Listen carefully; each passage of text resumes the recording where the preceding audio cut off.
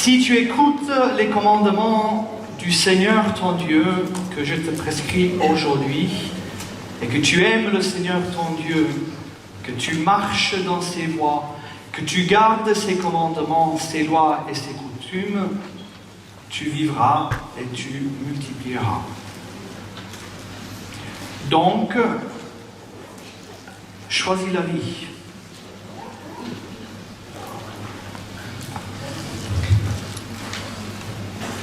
C'est simple, hein? C'est simple. On a tout l'intérêt à choisir la vie. On a tout l'intérêt à vouloir vivre, bien vivre, d'avoir la joie de vivre. Êtes-vous d'accord avec moi? Ah oui.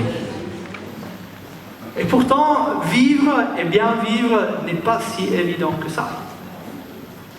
Parce que combien de fois sommes-nous opprimés par la tristesse, par l'ennui, par une espèce de léthargie de vivre, par une espèce de dégoût. Et on est là et on ne sait même pas pourquoi. Et quand est-ce que tout ça va finir? Aujourd'hui, je mets devant vous la vie et la mort, dit le Seigneur. Choisissons la vie. Choisissons la vie.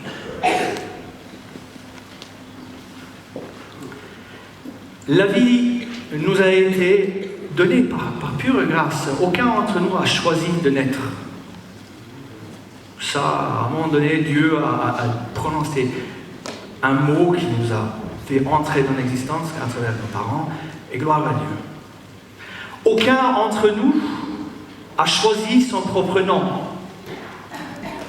Mon papa voulait m'appeler Yaakov, ma maman a dit non, appelons-le Jack. Moi, on ne m'a pas demandé à moi. Ma maman a bien fait. Je suis content aujourd'hui que ma maman a gagné.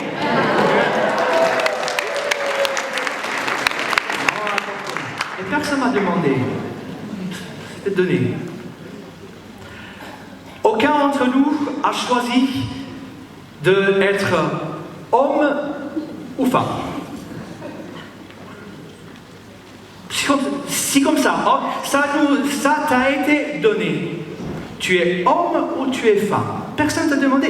Personne ne t'a demandé si tu voulais naître en France, en Belgique, en Hollande, en Australie, en Luxembourg, en Afrique, en Italie. Personne ne t'a demandé. Cela t'a été donné en Pologne. Cela t'a été donné. Personne t'a demandé si tu voulais une personnalité plus intuitive, ou plus analytique, ou une personnalité avec une super sensibilité, ou avec une force de caractère qui parfois peut être aussi écrasant. Personne ne t'a demandé ça. Tout ça, tu l'as reçu. Tu l'as reçu. Qu'est-ce qu'on fait avec? Est-ce qu'on va se battre contre tous ces données en voulant être, si je suis homme, en voulant être femme, ou si je suis sensible de vouloir être un chef, ou si je suis un chef de vouloir avoir une sensibilité plus intuitive, ou un artiste? Je ne peux pas décider mes traits de personnalité. Tout cela m'a été donné. Et si je veux vivre, si moi je veux vivre, j'ai besoin d'accueillir la vie.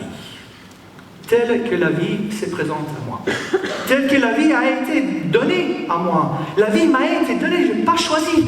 Alors, à l'origine de la vie, il y a Dieu qui donne un don gratuit.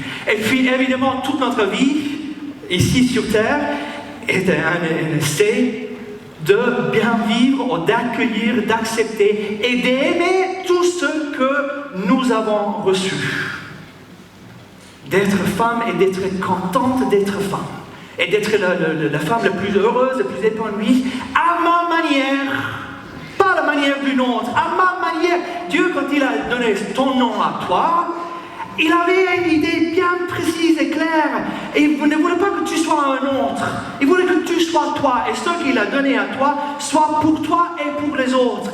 Donc, deviens toi-même. Amen. Amen, amen, amen. La vie et dans cet accueil du don de Dieu. Ce sont des choses que nous n'avons pas choisies. Et pourtant, on a du mal à accepter et qui nous rend souvent malheureux parce qu'on est en train de lutter contre notre propre nature. Et Dieu, qu'est-ce qu'il fait là? Il dit, oh, mon petit, ma petite, je t'aime. Je t'aime, aie confiance en moi.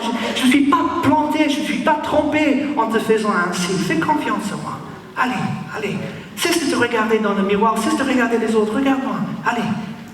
Aie confiance et tu verras. Donc la vie, on doit l'accueillir. La vie, il y a tellement de choses dans notre vie que nous n'avons pas choisies et qu'on a besoin d'aimer. Alors je retourne il y a des choses dans ma vie que je n'ai pas choisies et que je dois aimer. Il y a des choses dans ma vie que j'ai choisies et après un temps, je cesse d'aimer. Ou j'aime moins, ou j'oublie l'amour initial que j'avais. Pensez à la joie de la maternité. Combien de femmes désiraient de devenir une maman? Puis finalement, ils ont cet enfant et après le temps, ils oublient la joie de la maternité. L'enfant devient un souci, on se plaint, les fatigues de la vie familiale nous fatiguent et donc on oublie notre première joie. Mais la joie, tu l'as toujours en toi. Tu n'as pas quitté, tu l'as oublié, mais tu n'as pas quitté, tu l'as déjà en toi. La joie de la paternité, tu l'as toujours en toi. La joie de ton boulot, que tu avais tant désiré, que tu as fait 7 ans d'études pour pouvoir te former, pour faire ce truc-là, et après 2-3 ans, tu t'ennuies, et alors tu as reçu ce que tu désirais. Tu l'as, il est dans ta main. La joie, tu l'as dans ta main. Dieu m'a appelé, il m'a donné tout dans mon appel. J'ai tout dans mon appel. Dans ce premier moment, dans ce premier rencontre, dans ce premier choix, dans cette vocation qui vient de Dieu, tout ce qui vient de Dieu a en soi la plénitude.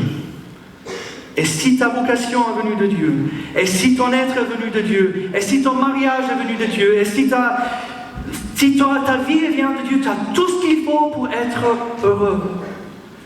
Et je dis, tu as tout ce qu'il faut pour être joyeux. Joyeux, je préfère beaucoup plus le mot joyeux que heureux. Parce que comme je disais hier, ce n'est pas une question de bien-être. La joie ne enlève pas les difficultés, les contrariétés, les contradictions, les croix et les souffrances. Tout cela fait partie de la vie et nous sommes appelés à trouver la joie dans les adversités, à travers notre foi. Parce que notre Dieu est plus grand que les adversités. Et parce que notre Dieu, en nous menant à travers les adversités, il nous fait sortir vainqueurs, il nous fait sortir avec une foi, une confiance plus grande, parce qu'on voit que Dieu gère tout. Qu'est-ce qu'il gère bien?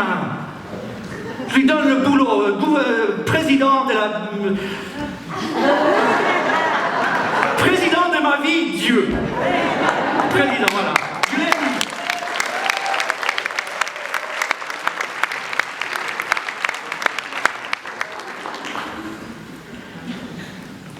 Mais dans notre société occidentale, nous respirons un air pourri qu'on ne se rend même pas compte. Il y a cette tristesse-là qui est partout. Partout où on va, on ressent cet esprit lourd qui nous tire vers le bas. Une espèce de mélancolie. On est fatigué. On est vraiment fatigué, on ne sait même pas pourquoi. J'ai vu un épisode de Game of Thrones. De Game of Thrones. Qui a vu tout le bazar? Ok. Je ne sais pas, je ne connais même pas le personnage. Alors, elle est une sorcière. Elle est une sorcière très belle, jeune, etc. Et juste à la fin de l'épisode, tu vois cette belle femme qui, elle est toute seule dans sa chambre et elle se déshabille devant un miroir. Ok, tu vois, tu as une femme magnifiquement belle. Et puis à un moment donné, cette femme se transforme dans une femme vieille avec un visage extrêmement triste. Elle se regarde comme ça. Et puis elle se met dans son lit et l'épisode finit ainsi. Je vous dis, ça, c'est notre société. Extérieurement, belle. On est riche et on se maquille. Tout le monde admire notre société dans son apparence. Mais quand on est tout seul devant le miroir, on se sent vieux, usé et triste. Et on ne sait même pas pourquoi. Et la vie devient un poids à supporter. La vie devient une question de survie. Parce que parfois, tu vis seulement en survivant. Ce n'est pas la volonté de Dieu que nous survivions. C'est la volonté de Dieu que nous vivions. Pour cela, il a donné sa vie. Pour cela, il est venu pour que mes brebis aient la vie et qu'ils aient en abondance. Donc cet ennui qui est présent, il y a un texte là, quelqu'un il a dit, je crois que aussi c'est emblématique de notre société et de ce que nous vivons souvent. Il dit, je me sens vieux, usé et écœuré de tout. Les autres m'ennuient comme moi-même. Et cependant, je travaille, mais sans enthousiasme, comme on fait pour un devoir. Je me perds dans mes souvenirs d'enfance comme un vieillard. Je n'attends plus rien de la vie qu'une suite de feuilles de papier à barbouiller de noir. Il me semble que je traverse une solitude sans fin pour aller je ne sais où. Et c'est moi qui suis tout à la fois le désert, le voyageur et le chameau. Gustave Flaubert.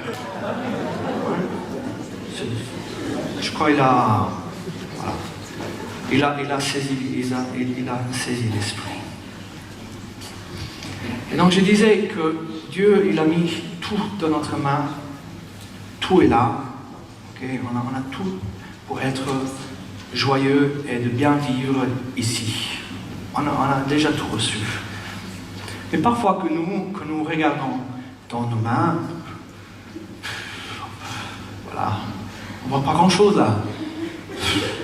Je vois les autres, ils ont reçu beaucoup plus. Ils sont plus beaux, ils sont plus riches, ils sont plus doués, ils sont plus intelligents, ils sont plus artistiques, ils sont plus aimés. Ils ont plus de chance. Moi, le Seigneur, il m'a oublié, à moi.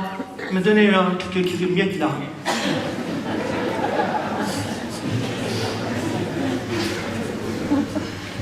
Mais regardez bien qu'est-ce que vous avez dans votre main. Ce ne sont pas des miettes, mes frères et sœurs, ce sont des graines. Ce sont des graines. Faites pousser ce que Dieu vous a donné. Faites pousser, faites grandir, cultivez ce que Dieu vous a donné. C'est à cultiver ce que Dieu nous a donné. Il a mis tout dans nos mains. Je suis persuadé. Et quand cet esprit-là nous tire vers le bas, il faut se battre. Parce que le dernier mot, c'est toujours un mot d'espoir. C'est toujours un mot de vie. Même si on galère, même si on a des raisons pour être triste et pour aller face aux contrariétés de la vie. Mais le dernier mot, c'est toujours un mot de vie. Le dernier mot est toujours l'espoir. Dieu, il ne se plante jamais. Jamais il se plantait. Pardon, Seigneur, pour nos manquements de foi. Pardon pour les fois où, dans nos révoltes, on se croyait un peu plus intelligent que toi.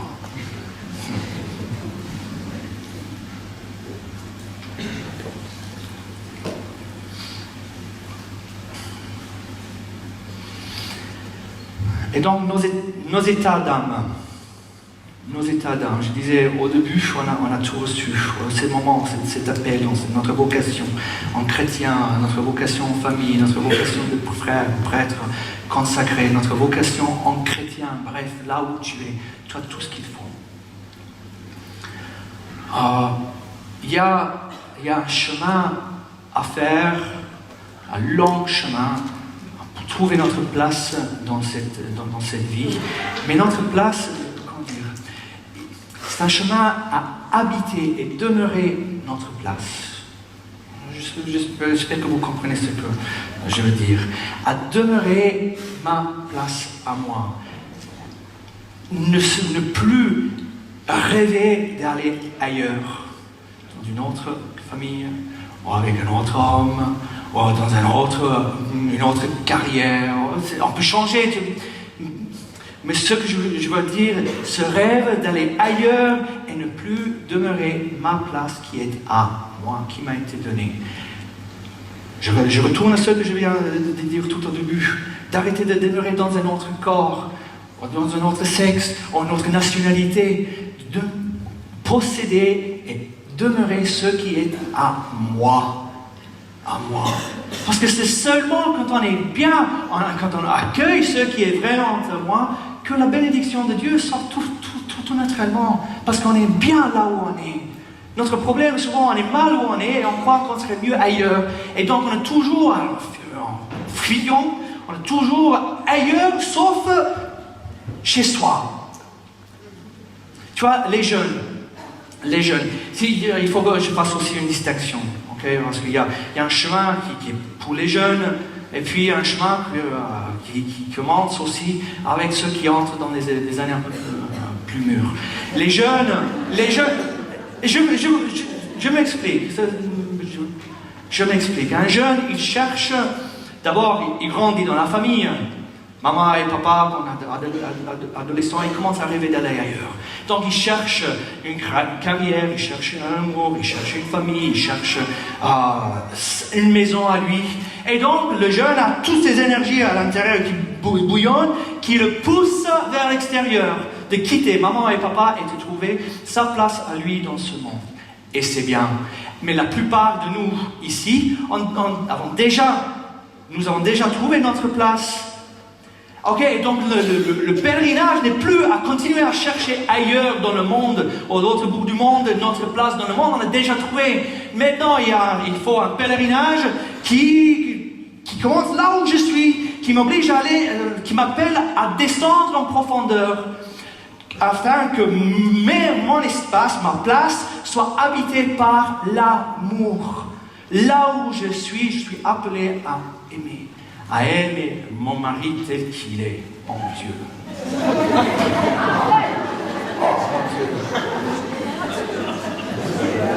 Mais c'est toi qui l'as choisi, oh!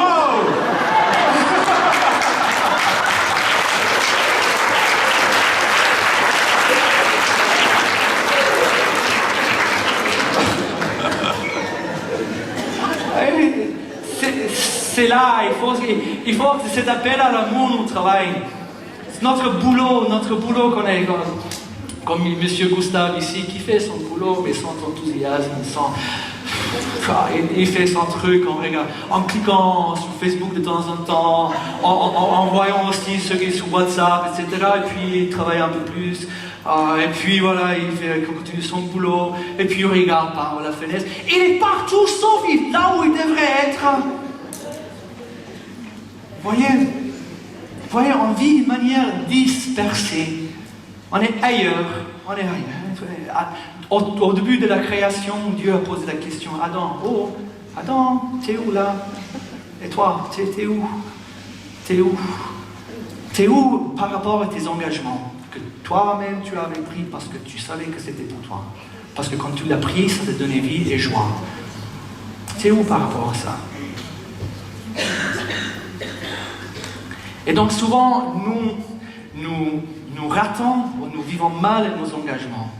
Du boulot, d'église, des groupes, notre vocation en maman, en papa, en frère, en prêtre, etc., en famille.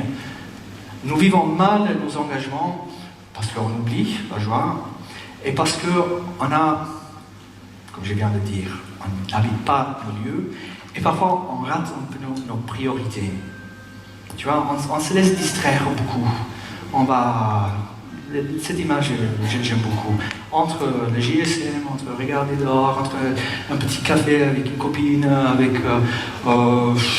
voilà, je commence à regarder ce bougie, et c'est bien, mais je ne suis pas appelé à regarder le bougie, je suis appelé à vous parler, tu vois. Et donc, on est toujours distrait.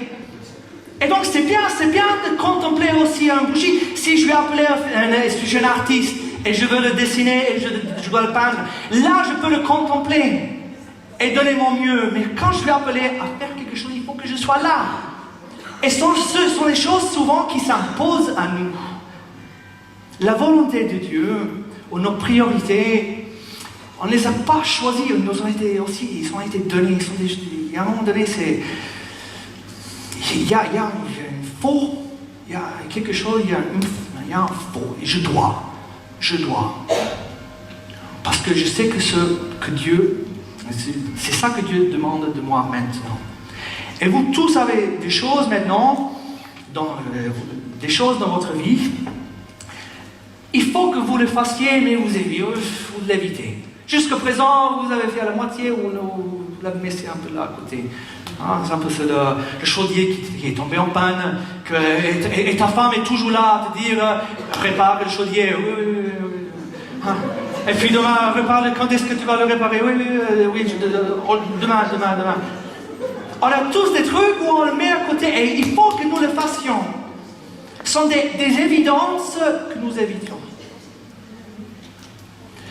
Imaginez maintenant si nous éteignions toute la lumière ici, il y avait un noir total. Okay? Et puis, quelqu'un allume la lumière, bam. Et il y a des choses qui sortent à tes yeux. Ok. Avant de proposer le geste. Il y a des premières choses que tu vois quand la lumière s'allume. Okay? Donc, fermons nos yeux. Okay? Ferme nos yeux. 5 secondes. Et puis, quand tu ouvres tes yeux, tu vas reconnaître quelques objets qui sont carrément évidents. Ils vont sauter à tes yeux. Ouvre tes yeux. Qu'est-ce que tu vois? Okay. Très bien. Dans ta vie spirituelle, c'est pareil. C'est pareil. Il y a des trucs que tu sais qui sautent à tes yeux. Ça, pour toi, c'est la volonté de Dieu aujourd'hui. C'est le prochain pas que tu dois faire aujourd'hui. Dieu, il va pas... Je ne sais pas s'il va t'éclairer sur ta vocation ou sur ton avenir, mais il va t'éclairer à faire ce prochain pas que tu dois faire.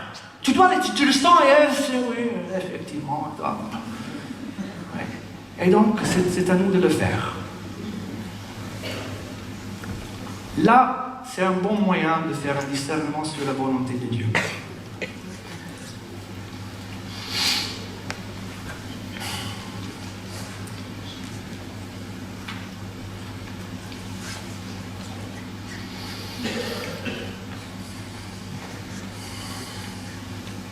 Parce que la vie, comme je disais, il y a des choses que nous avons, toutes ces données que nous, dans un certain sens, qui s'imposent à nous, okay, que nous sommes appelés à accueillir et accepter. Si on les obéit, notre vie commence à faire de la musique. Ça commence à sonner bien.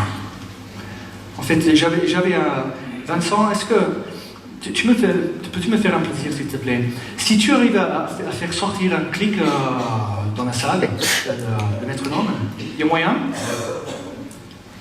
Je l'avais préparé, mais... Ok, donc si on obéit la vie, si on obéit à ces choses-là, si on accepte un cœur, notre vie commence à être mélodieuse, harmonieuse. Ça... Top, top. C'est bien, c'est bien. Vincent m'aide à vous réveiller, c'est bien.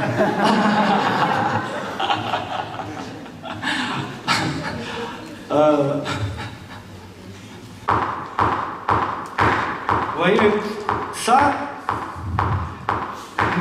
fais partie d'un groupe de musique qui s'appelle Feel God. Et quand nous mettons des écouteurs dans nos oreilles, nous écoutons, nous entendons ce truc-là. C'est pas agréable, hein? Tic, tic, tic, tic, tic, tic, tic. C'est la chose la plus ennuyeuse qui existe. Et pourtant, c'est le base de la musique. Parce que c'est entre ces rythmes-là, ok, c'est en jouant dans le temps que nous faisons une musique qui est belle et agréable. Mais il faut qu'on écoute ce clic, que le chant lui-même dicte. C'est pas nous qui avons choisi le clic, ça va avec le chant. Ton corps, ta vie a son propre rythme. Et il faut que tu l'écoutes. Et si tu écoutes tes rythmes, et si tu leur obéis, ok, essayons de te conformer au rythme. Et quand tu es libre dans le rythme. Quand tu es créatif, tu es libre dans le rythme, dans le tempo. Si tu sors du tempo, ça fait cacophonie. Ça fait cacophonie. Et nos vies, souvent, deviennent cacophoniques. Nos vies deviennent cacophoniques parce qu'on n'écoute plus, on désobéit ces règles qui s'imposent, qui sont données. Vous voyez? Et puis avec Dieu, avec la loi, avec les commandements de Dieu, c'est pareil. Si on l'écoute, la vie, c'est vrai, il y a des limites, mais la vie devient belle. Si on les désobéit, voilà quoi. On est malheureux. Et puis, en fait, il y aura des conséquences aussi. Parce qu'à un moment donné, la vie elle-même, elle réagit. Parce que quand tu ne l'écoutes pas, quand tu n'écoutes plus ton corps, tu commences à faire des signes, même physiologiques, que tu n'écoutes plus.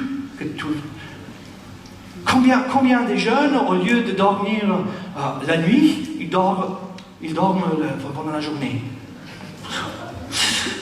Se couchent à 4 heures du matin parce qu'ils sont là à regarder Facebook et YouTube et des films et des séries et machin. Et puis le lendemain, quand ils ont l'école à 7h, 8h, 9h, ils ne viennent pas. Et puis ils ratent les années, ils disent oh, je ne sais pas pourquoi j'ai raté mon année. Parce que t'as pas écouté le tempo. T'as pas écouté le tempo. Combien de mariages ne fonctionnent plus? Ok, parce que t'as pas écouté, tu suivais pas le tempo de ta famille, mais de tes loisirs. Tu mettais tes loisirs et tes plaisirs et tes désirs avant voilà, ta femme là, qui est avec son enfant, qui est toute seule, et qui se sont délaissés et abandonnés, mais toi, tu dois jouer au foot, parce que tes potes t'attendent. Et donc tu peux le faire un temps, mais à un moment donné, quand ton mariage pète, tu vas te poser la question, qu'est-ce qui s'est passé? Je ne sais pas pourquoi elle a cette attitude de...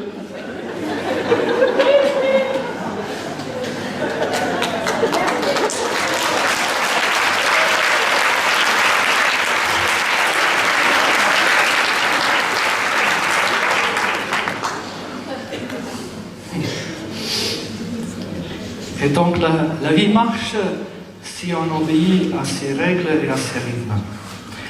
Et donc dans la vie, il y a plein de choses qui sont bonnes. Tout est bon. Tout ce que Dieu a créé est bon.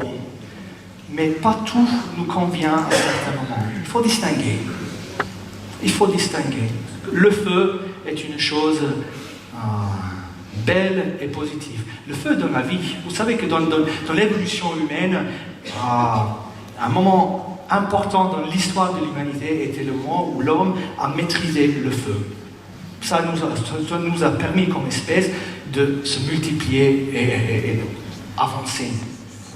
Or, on sait bien que avec le feu, tu peux cuire, tu peux te chauffer, tu peux illuminer, tu peux purifier, mais avec le feu, tu peux détruire et consommer et te brûler et te faire tuer. C'est le même objet. Et donc il y a des choses dans nos vies qui peuvent nous donner la vie, oui, qu'ils peuvent nous donner la mort. Mais en soi, elles sont bien. Mais c'est à toi à distinguer. C'est toi à mettre l'ordre dans vos activités, dans vos priorités, dans vos activités, dans vos actions et dans ton emploi du temps. C'est à toi à choisir. L'Internet est positif. L'Internet, le moyen de communication peut nous donner la vie, ou peut nous donner la mort. Ça dépend comment on l'utilise. Ça dépend de quelle place je le donne à ma vie. Le sport peut me donner la vie, peut me donner la mort. Peut être une chose positive pour ma vie, ou il peut m'éloigner de mes responsabilités. C'est à moi à distinguer. C'est à moi, illuminé par le Saint-Esprit, à donner à chaque chose sa juste place. Les priorités. C'est très, très, très important. Parce que celui qui a raté sa vie, il a raté parce qu'il n'a pas suivi, il n'a pas écouté ses priorités. Il s'est planté sur ses priorités. Ouais, et il faisait ce qu'il ne fallait pas faire à ce moment-là. Et il a raté sa vie. Qui entre nous, honnêtement, désire de rater sa vie? Et non, c'est pas la volonté de Dieu ça. La volonté de Dieu que nous vivions, que nous choisissions la vie qui nous est posée aujourd'hui, sur la vie et sur la mort. Choisissons donc la vie. Choisissons la vie.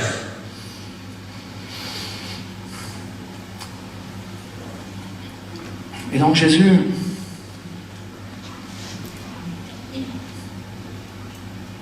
je vais rester. J'écris quelque chose ici. Tu vois, quelques exemples banals, mais ça va nous... Je souligne le point, quand on a déjà bien compris. Tu vois, c'est bien d'aller jouer au foot, mais quand est-ce que tu vas passer du temps à prier? C'est bien, mais quand est-ce que tu vas passer du temps à prier? Tu vois, c'est bien de répondre au téléphone pour ne perdre un client, mais quand est-ce que tu vas passer du bon temps avec ta femme et tes enfants?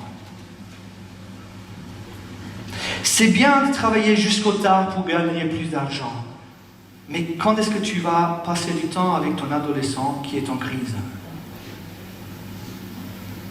C'est bien de regarder des vidéos sur YouTube, mais quand est-ce que tu vas réparer le chaudier?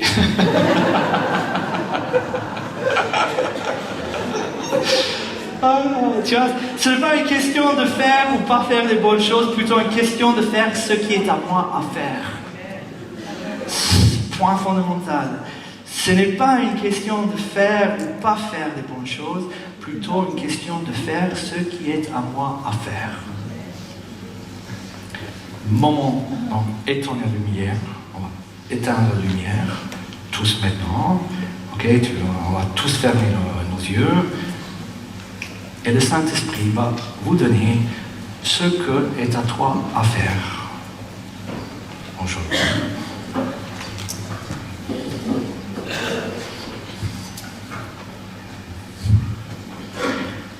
Deux ou trois choses, pas plus.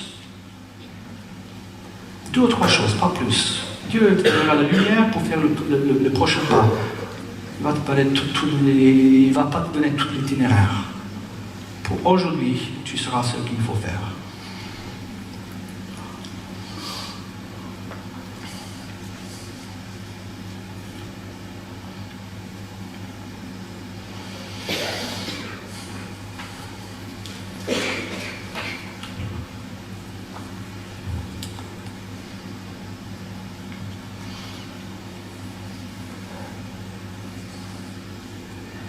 Que le Seigneur te donne la force, et la persévérance et l'énergie de le faire aujourd'hui. Une chose qui m'aide énormément à commencer et achever ce que je dois faire, c'est le mettre par écrit. En liste. Ça m'aide énormément. En fait, j'avais lu en termes psychologiques, quand tu le mets par écrit, une idée, un désir, en l'écrivant, tu as déjà fait le premier pas, tu es sorti de ta tête et tu entres déjà dans l'action. Tout simplement. Donc, au début de chaque jour, écris une liste de ce que est à toi à faire. Ça aide. Ce que pour aujourd'hui, et puis aussi en grande ligne, des directions, des lignes directrices de ta vie. Okay. Et il se peut aussi dans la vie que nous avons tellement à faire. Tellement à faire. Oh mon Dieu, je parle de temps pour respirer. Oh mon Dieu, je dois préparer le petit-déj pour le mari, amener les enfants à l'école, rentrer, faire la lessive, puis faire la vaisselle, puis aller à la poste, et puis aller à la banque, et puis aller chercher les enfants, et puis répondre au téléphone. Et on vit tout le temps, oh mon Dieu, je ne vais pas y arriver, je suis écrasé par le poids de l'existence et par les appels qui sont là. Combien de fois on se dit, je ne veux pas y arriver, je veux péter le plan, j'en peux plus, je suis au bout de ma force, j'en peux plus.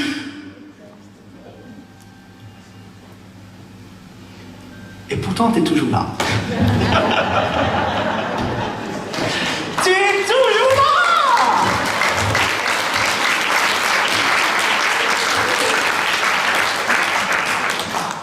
Cela nous aide à grandir dans la confiance. Oui, parfois notre vie, excuse l'expression, un peu bordélique. Donc parfois c'est un peu chaotique, c'est désordonné. Ok, parfois c'est vrai, parfois c'est pas tout à fait comme j'aurais imaginé ou voulu. Mais quand même, ça avance, je suis toujours là et ça roule. Waouh, j'ai pas perdu la maison, j'ai pas perdu ma vie, je suis toujours là, Seigneur, je suis toujours là.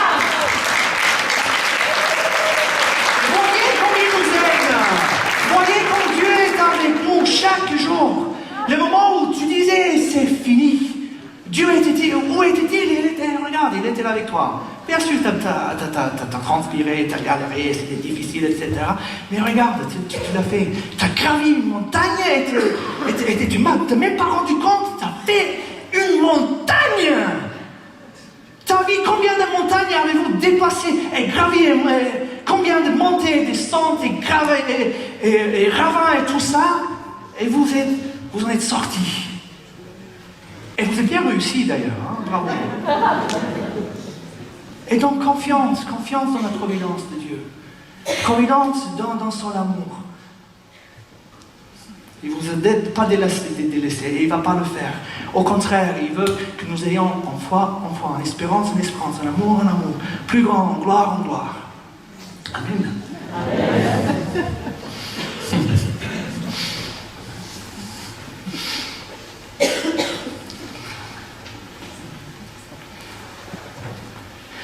Et Jésus, terminons avec Jésus. Jésus avait une vie active très frénétique. Écoutez cet épisode de l'évangile de Marc, le premier chapitre. Pensez, en écoutant ce texte, voyez l'activité de Jésus. Ce qui m'intéresse ici, quand Jésus il gère quand il vit son temps. Okay?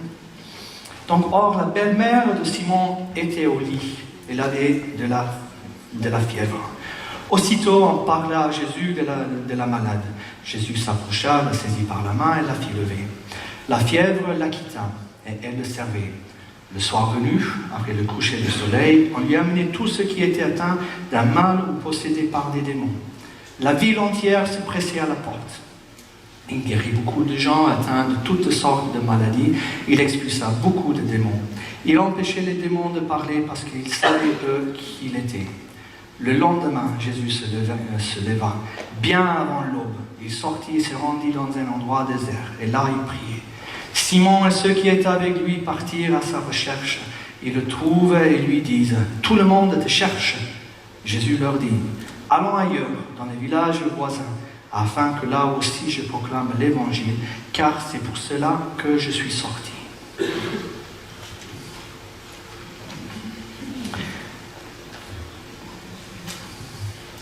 Jésus il fait beaucoup de choses là. Entre la belle-mère et Pierre, voilà, il y a tout un temps interpersonnel.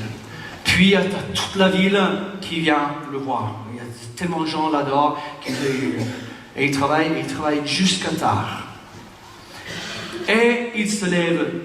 Donc là, j'imagine, une fois que les gens sont partis, on lui donne une petite chambre, un petit coin, seul, où Jésus peut, et où il peut dormir. Jésus, il se lève sans que personne ne le voie. Tout le monde est parti dormir, lui, il se lève en secret, et il va trouver un endroit pour prier. Les autres, ils vont le chercher, ils l'embêtent, parce que je suis certain que Jésus aurait préféré rester jusqu'au bout de sa prière, mais on le trouve, on le dérange, et Jésus dit, maintenant, il faut que nous partions. Parce que pour cela, je suis sorti. Ça, c'est la phrase qui m'intéresse. Il faut que j'annonce l'évangile parce que c'est pour cela que je suis sorti.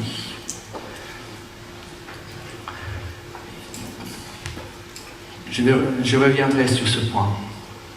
Donc Jésus, d'abord, il se lève dans le secret quand personne ne le voit, pour aller prier. Jésus, quand il était devant les hommes, il était un homme de Dieu. Il guérissait, il parlait de Dieu, il était sage. Il était un homme de Dieu. Et puis quand il était tout seul, quand personne ne le voyait, qu'est-ce que Jésus faisait avec son temps? Il reste un homme de Dieu. Il reste toujours un homme de Dieu. Il va chercher Dieu dans son coin. C'est à nous aussi. Il y a des moments où nous sommes tous des hommes et des femmes de Dieu, des bons chrétiens. Et puis quand on est seul, et sommes-nous des hommes et des femmes de Dieu? Que faisons-nous en secret quand on est seul? Jésus, entre la vie extérieure et publique de Jésus et sa vie privée, il y a une unité, pas de contradiction, pas de division. Jésus a une vie complètement unifiée. Complètement unifiée. Il n'y a pas de cacophonie dans la vie de Jésus. Et puis, ses disciples,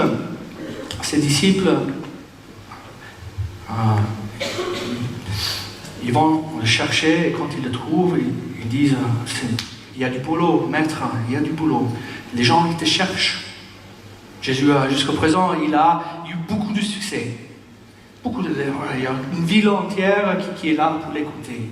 Donc Jésus, il se réjouit de grands succès. Les apôtres sont contents. Oh, c'est génial, les gens sont guéris. Regarde, tous ces foules. Il faut que nous restions là, les disciples pensent. Et Jésus, non. Il va quitter le succès. Il ne va pas écouter le désir et le souhait de ses disciples. Et il va ailleurs. Pourquoi Jésus va faire ça? Parce que Jésus, quand il était tout seul, devant son Père, il est retourné à la source, à ce pourquoi je suis sorti. Il retourne à ses premiers appels, sa vocation, la raison pour laquelle il existe, la raison pour laquelle il s'est mis en route, la raison pour laquelle il s'est mis à proclamer. Il retourne au commencement. Et donc, sa vie a des priorités. Il peut mettre à côté le succès, il peut mettre en deuxième, troisième place les désirs de ses disciples, parce qu'il a toujours en vue pour cela il est sorti. Droit au but.